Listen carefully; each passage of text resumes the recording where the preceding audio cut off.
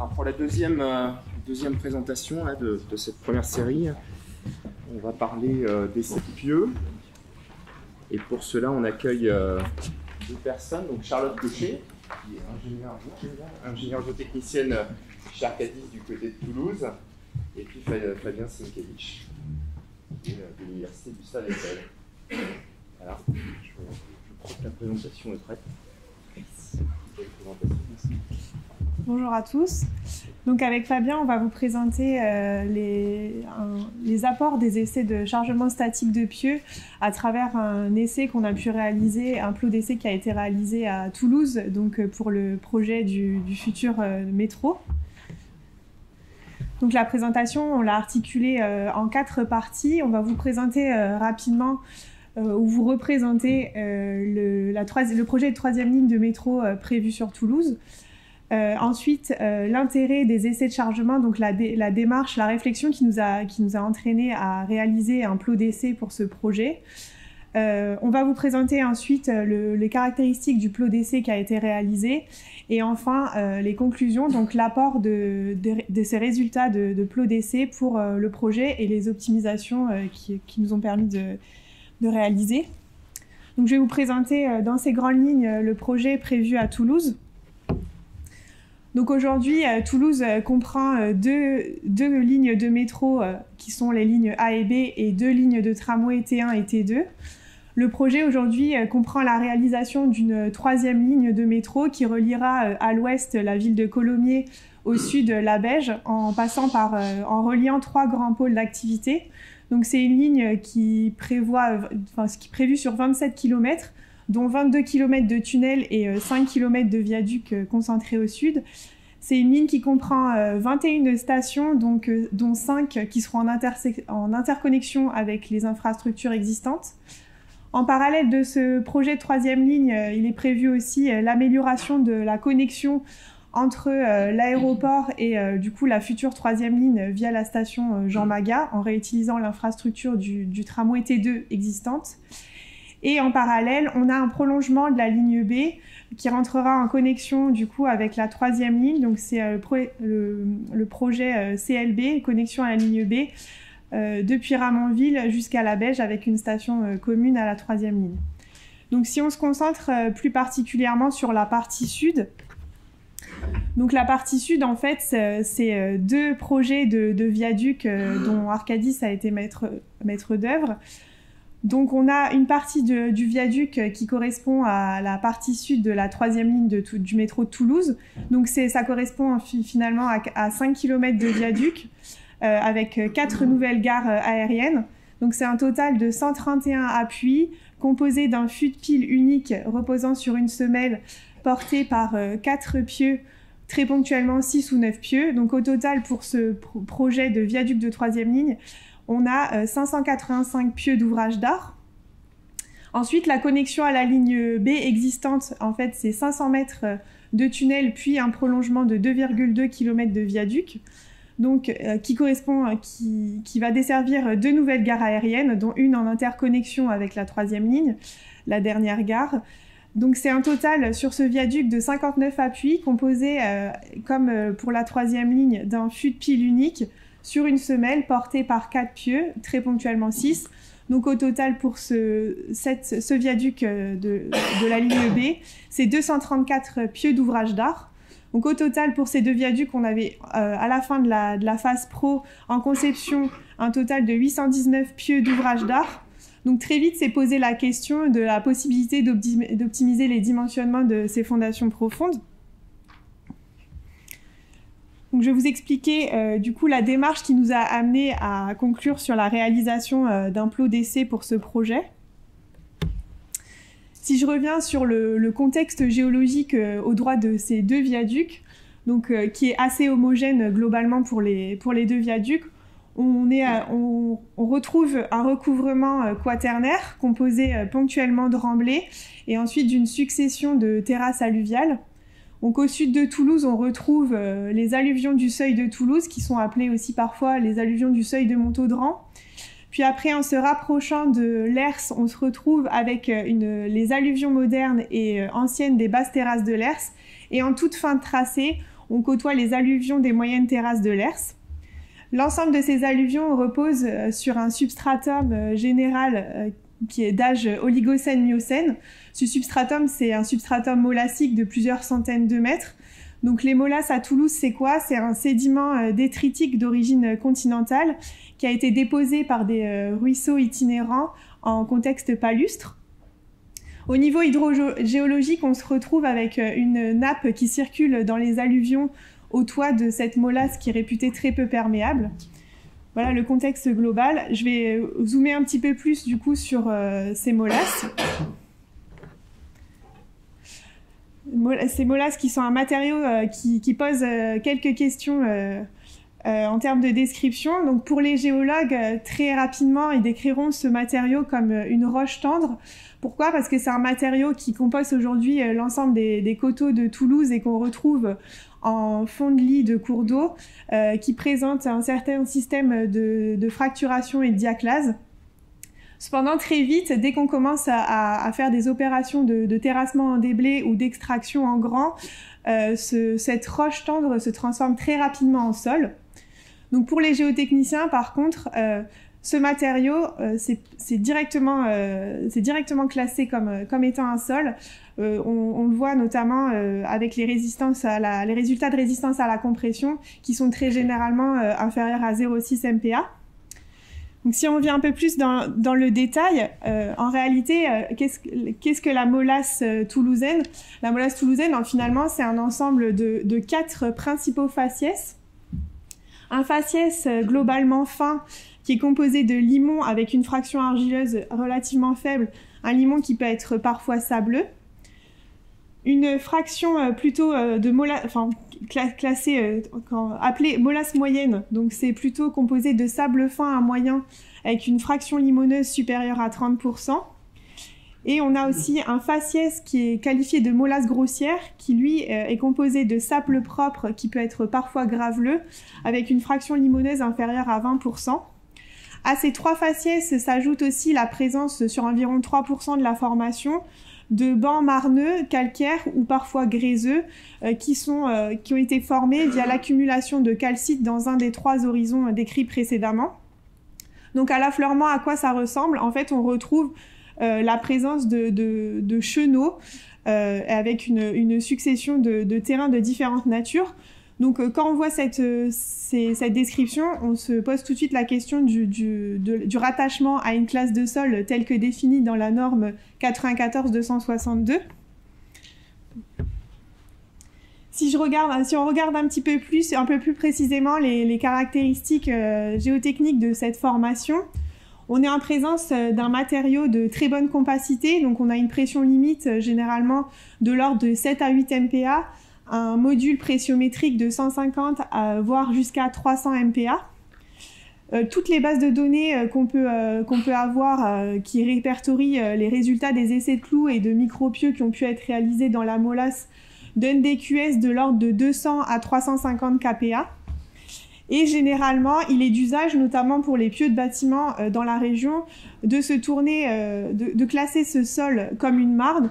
On le voit notamment dans les anciennes études géotechniques où très rapidement ce sol est décrit comme une marne, ou bien même dans les extraits de la notice de la carte géologique qui décrivent encore ce sol comme une marne.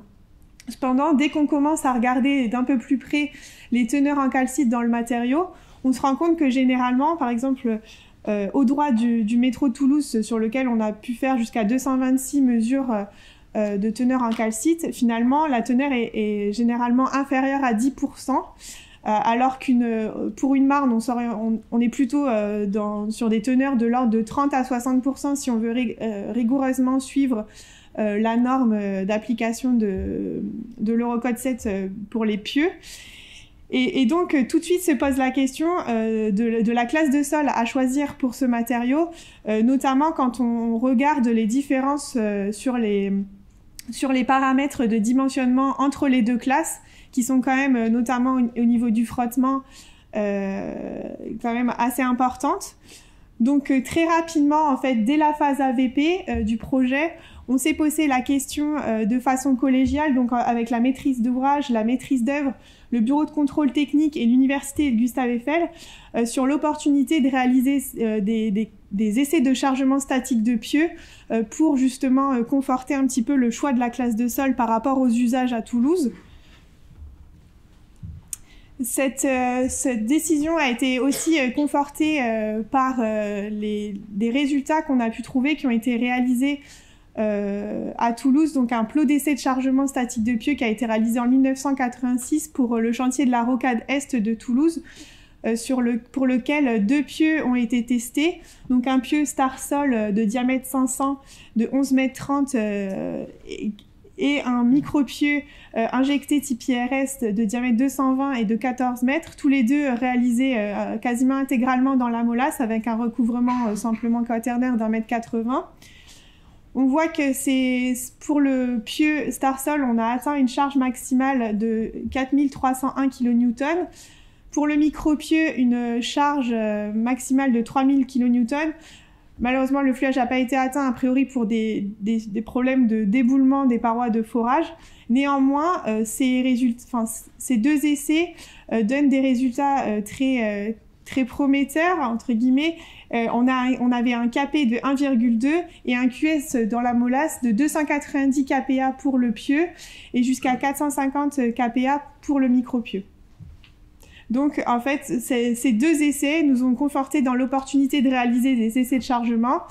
Et donc, pour le projet de Toulouse, on a eu la chance d'avoir une maîtrise d'ouvrage qui accorde du coup un budget de 400 000 € pour réaliser un plot d'essai et nous permettre d'optimiser le dimensionnement des fondations.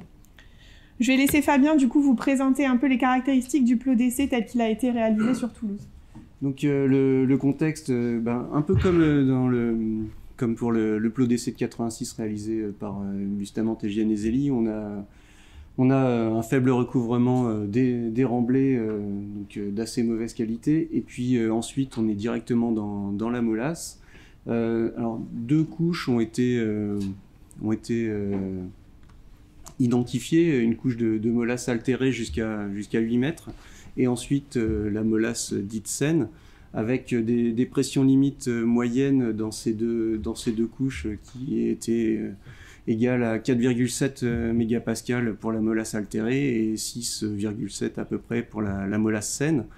On a un sol qui est plutôt limono-sableux, donc on est plutôt cohérent avec tout le tracé de la future ligne de métro, et des mesures de CaCO3 qui sont très faibles, bien inférieures à 10%, et on a au final des choses, en tout cas en termes de reconnaissance des sols, qui nous font penser que d'une part on est représentatif de tout le tracé en termes de la qualité de la molasse, et puis aussi on pourra réutiliser les résultats de Michel Bustamante, puisque on est très proche, encore une fois, de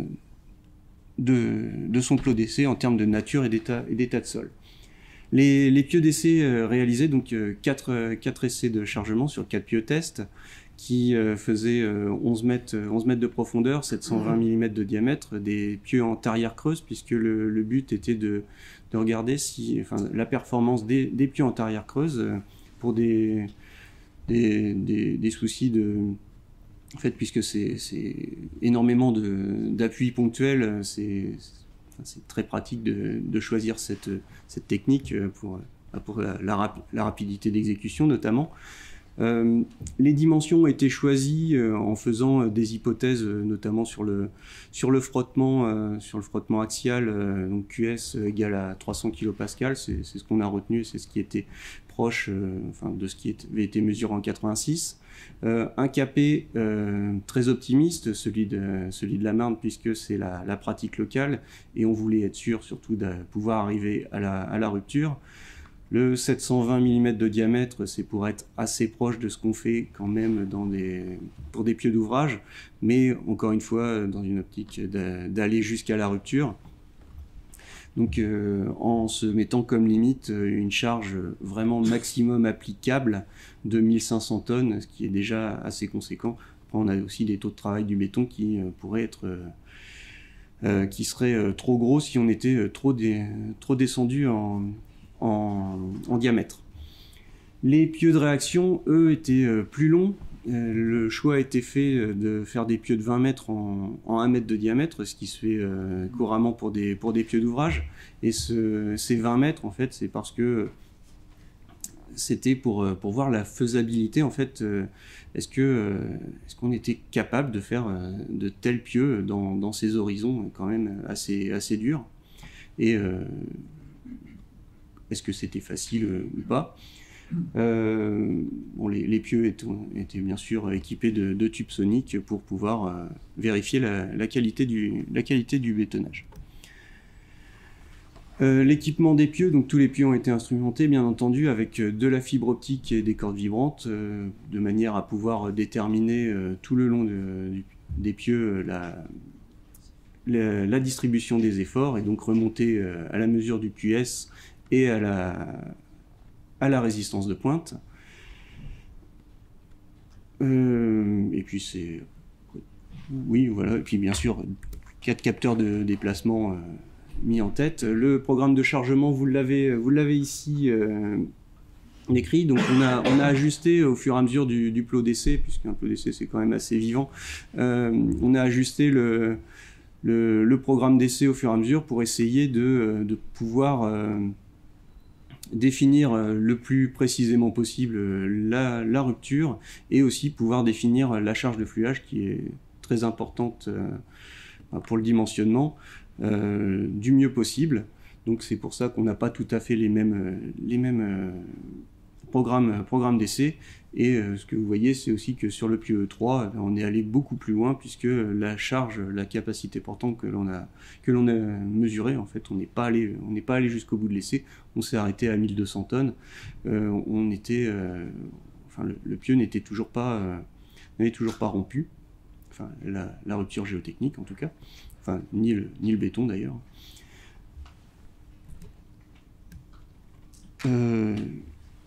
Sur les résultats donc des 4 essais de chargement, donc des portances à part pour le pieux E3 qui a pu être monté jusqu'à 1200 tonnes et qui n'avait pas encore atteint le critère de déplacement de B sur 10. Et bien pour les 3 autres pieux, on a des portances très similaires, légèrement au-dessus de 800 tonnes. Et ce qu'on voit ici aussi sur ce slide, c'est que la distribution des efforts a un palier commun pour tous les pieux. Donc la distribution des efforts le long de ces pieux, est assez comparable. Bien entendu, on a une certaine dispersion sur la mesure du frottement axial unitaire, mais en tout cas, en termes de mobilisation de la pointe, on a quelque chose de très comparable.